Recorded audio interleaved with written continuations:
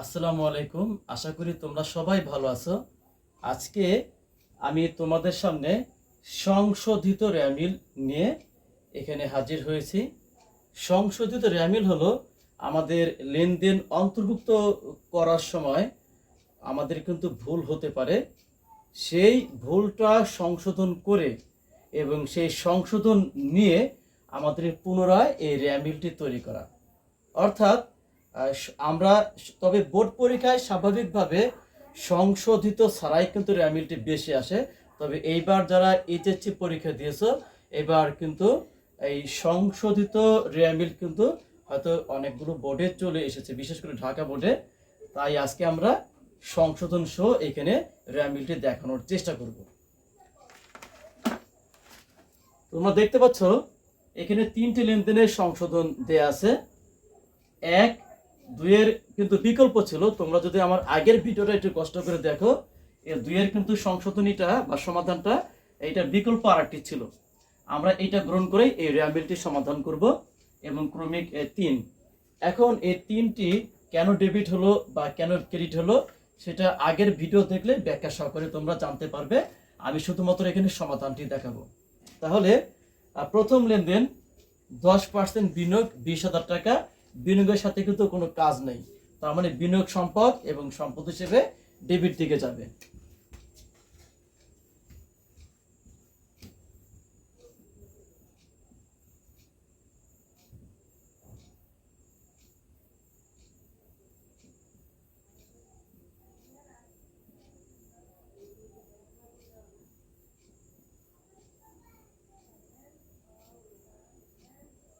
দ্বিতীয় লেনদেন এখানে দেওয়া ছিল যন্ত্রপাতি 1 লক্ষ টাকা। যন্ত্রপাতির সাথে কোনো কাজ নেই, যন্ত্রপাতি সম্পদ এবং এটাও সম্পদ হিসেবে ডেবিট দিকে যাবে।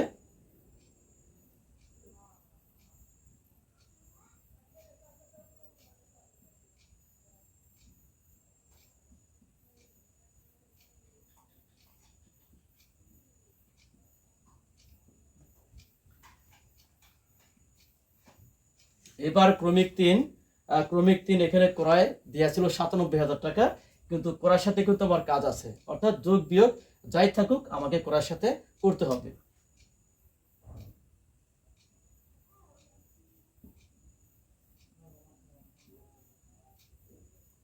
ক্রয়ের সাথে কাজটা কি? ক্রয় কিন্তু ব্যয়, আর ব্যয় হলে কিন্তু ডেবিট দিকে যাবে।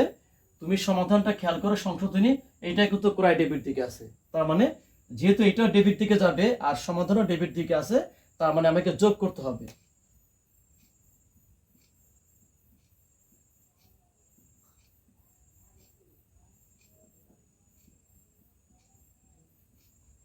তাহলে ক্রয় কিন্তু 1 লক্ষ টাকা, ব্যয় হিসেবে ডেবিট। ক্রমিক 4-এ দেওয়া আছে বিক্রয়।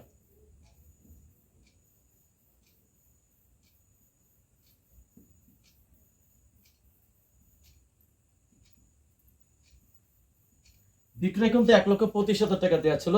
এখন বিক্রয় কিন্তু আয় হিসেবে এটা ক্রেডিট দিকে যাবে। এখন তুমি সংশোধনী চাপাতের দিকে খেয়াল করো, বিক্রয় কিন্তু ডেবিট দিকে দেওয়া আছে। যেখানে বিক্রয় যার কথা ক্রেডিট দিকে আয় হিসেবে, সেখানে বিক্রয় দেওয়া আছে ডেবিট দিকে, তার মানে বিপরীত দিকে। আর যখনই বিপরীত থাকবে তখন আমাকে বিয়োগ দিতে হবে, আর একই দিকে থাকলে আমাকে যোগ করতে হবে। তার মানে আমি এখান থেকে 3,000 টাকা বিয়োগ দিব।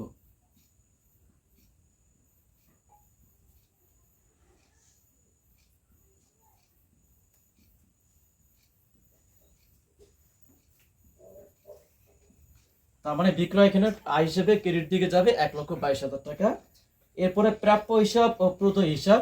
আমার এই সমাধান অনুযায়ী এই প্রাপ্য ও প্রদেয় হিসাবের সাথে কোনো কাজ নেই। প্রাপ্য হিসাব সম্পদ ডেবিট দিকে যাবে, আর প্রদেয় হিসাব দায় এটা ক্রেডিট দিকে যাবে।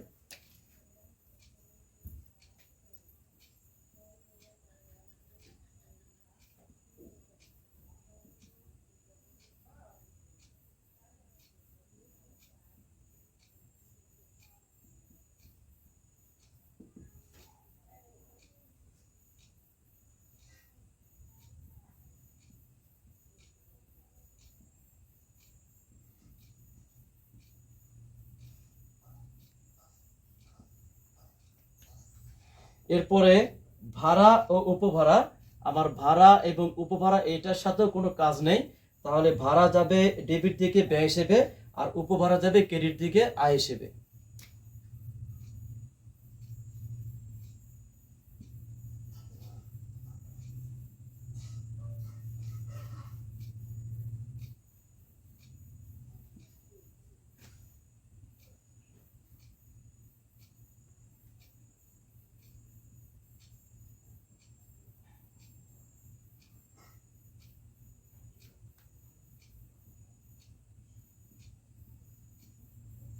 দেখতে পাচ্ছ ভাড়া তোমার ডেবিট দিকে এখানে 15,000 টাকা এবং উপভাড়াও এখানে একই টাকা 15,000 টাকা। এর পরবর্তী লেনদেন পরিবহন খরচ 5,000 টাকা। পরিবহন খরচের সাথে কিন্তু কোনো কাজ নেই, সুতরাং এটা ব্যয় হিসেবেই ডেবিট দিকে যাবে।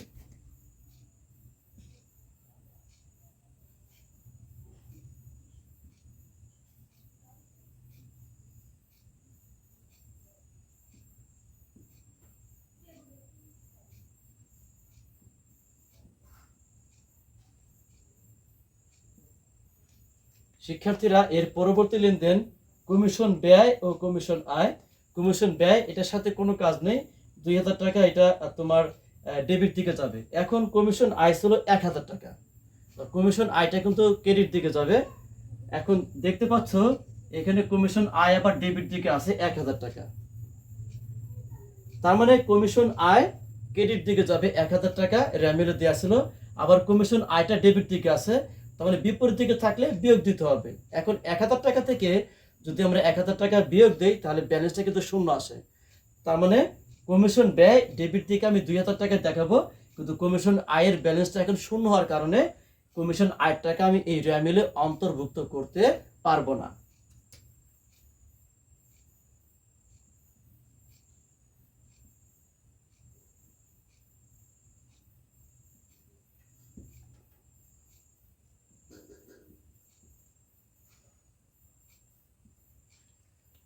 এর পরবর্তী লেনদেন শিক্ষানবী ইসলামী 3,000 টাকা।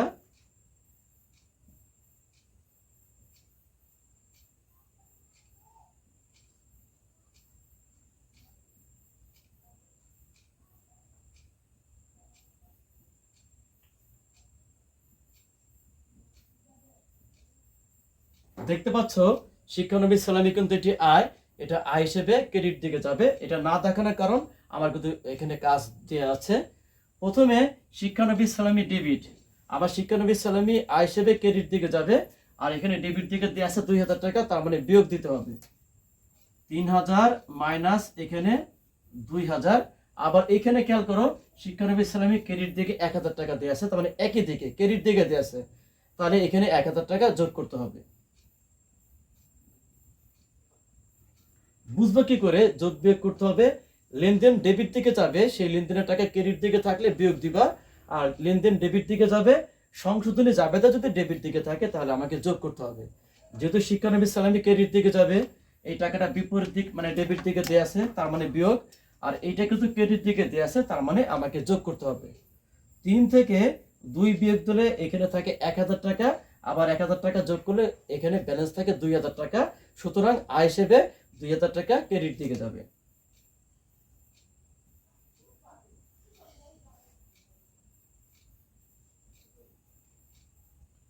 এরপরে মূলধন।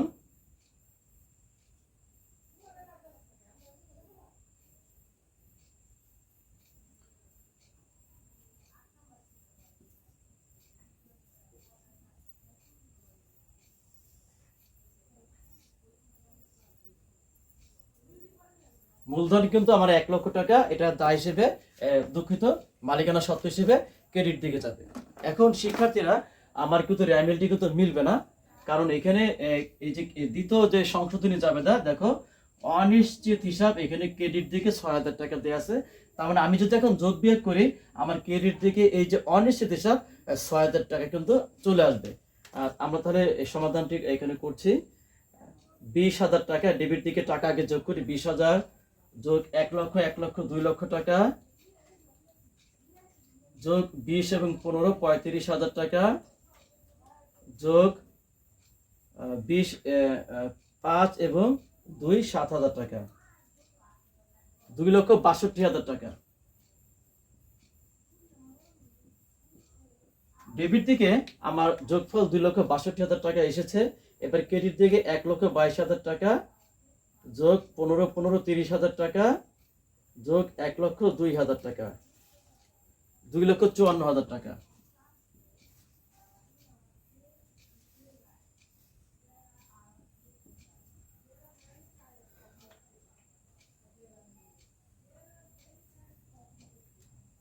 $1,22,000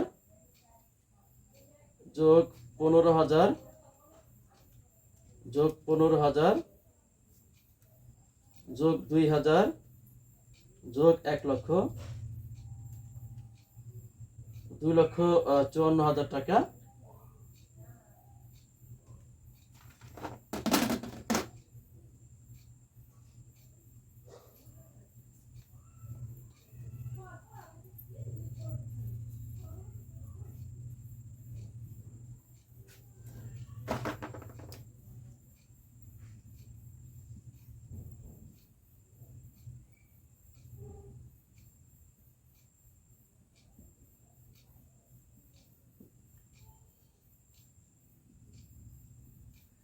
শিক্ষার্থীরা, আমাদের একটি লেনদেন অন্তর্ভুক্ত করতে বাদ পড়ে গিয়েছে। দেখো, বিনিয়োগের সুদ, এটা ক্রেডিট দিকে 2,000 টাকা।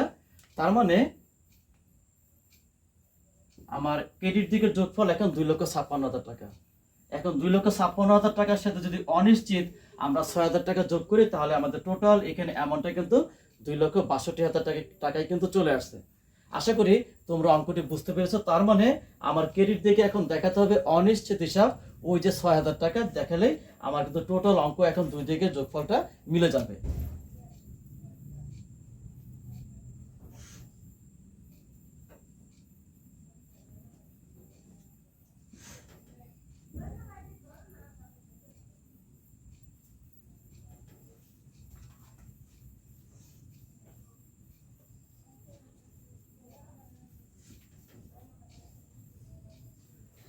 শিক্ষার্থীরা, আশা করি তোমরা অঙ্কটি বুঝতে পেরেছো ইনশাল্লাহ।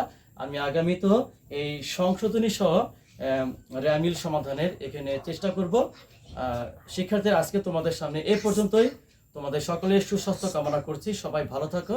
আল্লাহ হাফেজ।